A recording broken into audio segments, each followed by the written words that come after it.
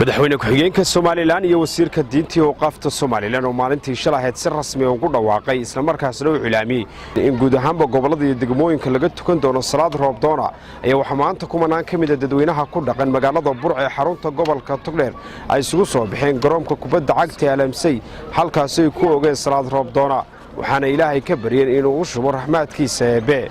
culimaadudiin iyo waxgarad halkaas ka hadlay ayaa Ilaahay ka baryay inuu raxmaadka eebe u shubo gudoomiyaha gobolka Togdheer Maxamed Cabdilaahi Ibrahim Nafaqo iyo maayir ku-xigeenka degmada Burco Mukhtaar Cabdi Baariyare ayaa Ilaahay ka baryay inuu raxmaadkiisa u shubo waxaynu halkan isugu soo baxnay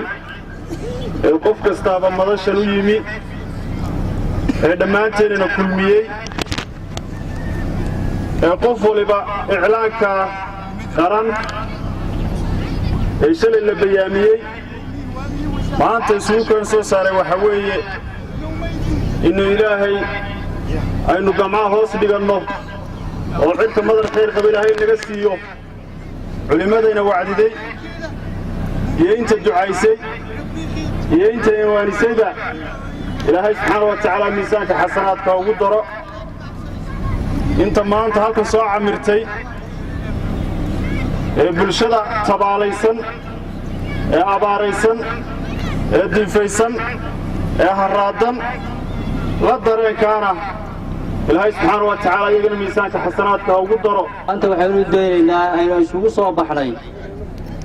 waa maalintii Ilaahay inuu tadarrucaynay Ilaahay aanu bandhigaynay dhibkayna haysta ayna ku dheeraaday ee abaarta baahsana ee biyo la'aanta ee sixir bararka in Ilaahay maanta aanu sheegano Ilaahay isagoo ina ka og ayaa Ilaahay inu ku imtixaamaya inaynu Ilaahay aynu barino oo markii dhib ina qabsato Ilaahay aanu tadarrucno Ilaahay isu dul dhigno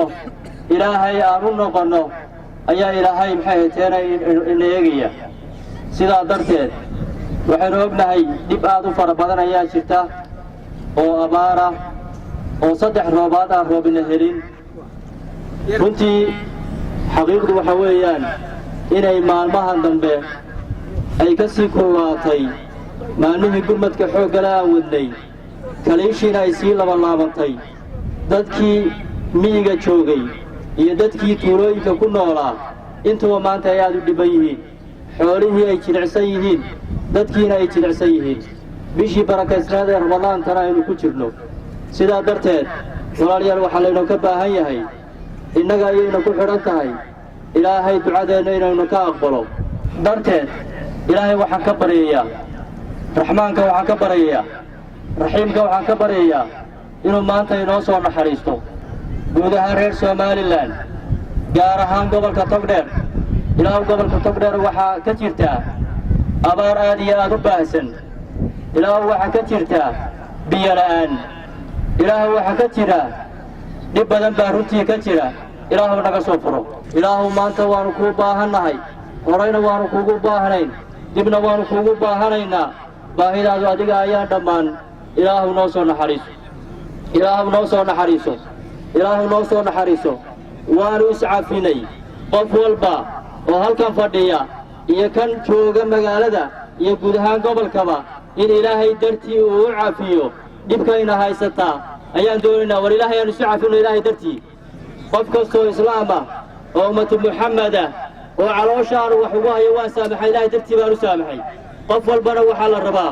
inuu sidaa u saamaxay Ilaahay dartii aanu isu saamaxno wa Maxamed Ibrahim British TV-ga qaranka Soomaaliland Burco.